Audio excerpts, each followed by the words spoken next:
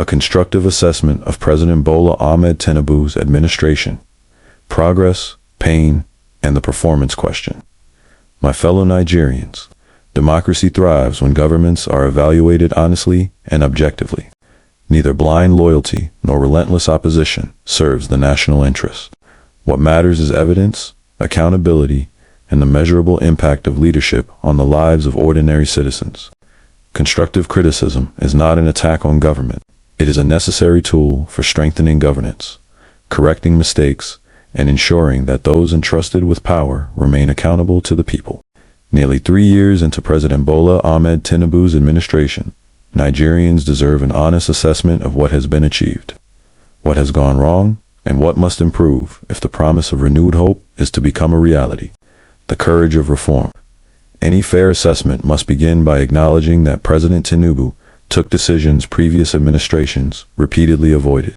The removal of fuel subsidies and the liberalization of the foreign exchange market addressed long-standing distortions that economists, financial institutions, and policy experts had warned about for years.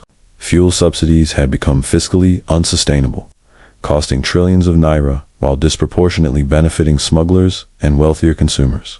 Similarly, multiple exchange rates created opportunities for arbitrage, corruption, and inefficiency. These reforms were necessary. However, necessary reforms do not automatically become successful reforms. Successful reform requires planning, sequencing, communication, and adequate protection for vulnerable citizens. The major criticism of the Tinubu administration is not necessarily the decision to reform, but the manner in which those reforms were implemented and the severe hardship that followed. The cost of living crisis.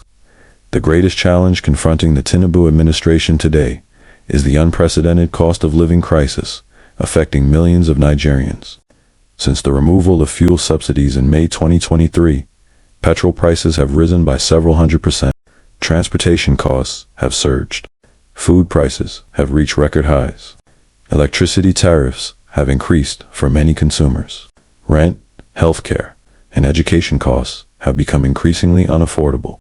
Inflation has climbed above 30%, while food inflation has exceeded 35% at various points, representing some of the highest levels Nigeria has experienced in decades. For ordinary Nigerians, economic statistics mean little compared to daily realities. Families are skipping meals. Small businesses are closing. Workers' salaries are losing purchasing power. Young people are struggling to find opportunities. The administration argues that these sacrifices are necessary to secure long-term economic stability. However, many Nigerians question why the burden of reform appears to fall overwhelmingly on ordinary citizens, while political office holders continue to enjoy substantial privileges and government expenditure remains high. This perception has significantly weakened public confidence in government policies.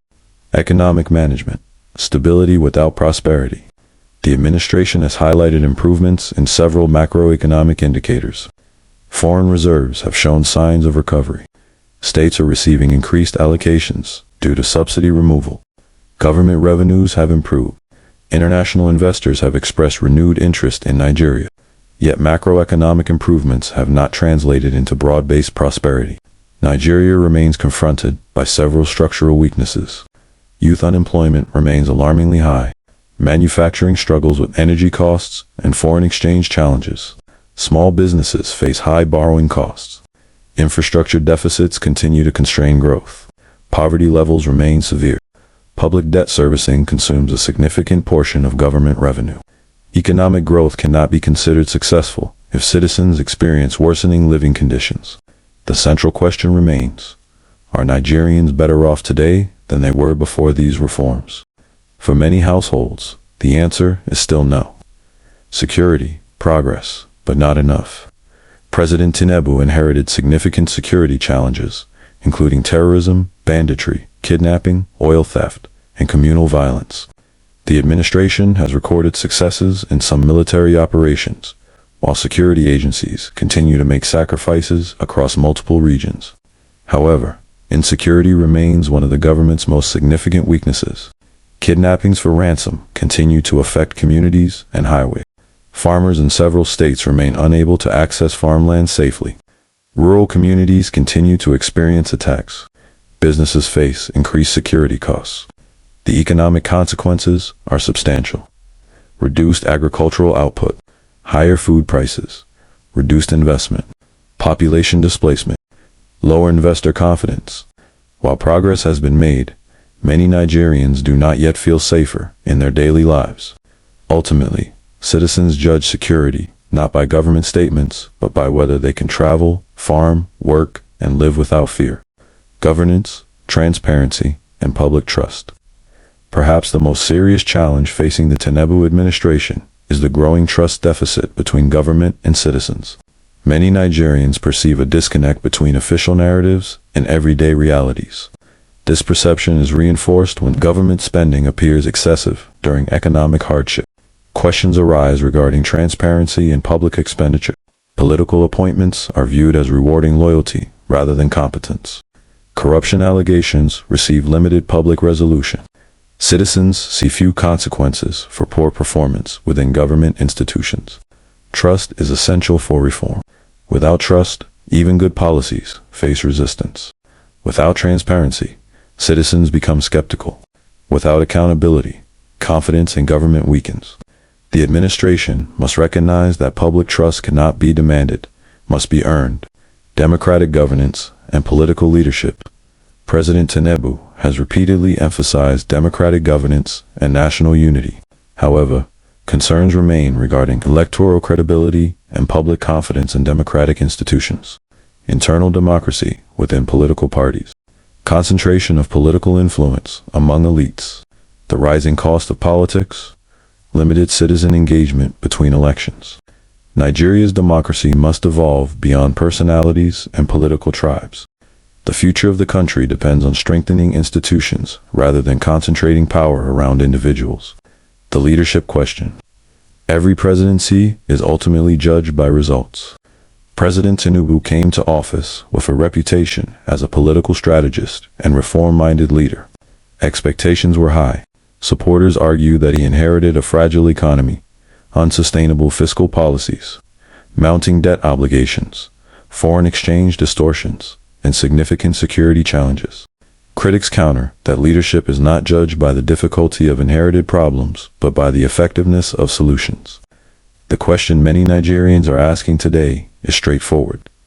Has the administration delivered enough measurable improvements to justify the sacrifices citizens have been asked to make? The answer remains contested. What President Tinubu must do next. The next phase of the administration should focus less on policy announcements and more on tangible outcomes.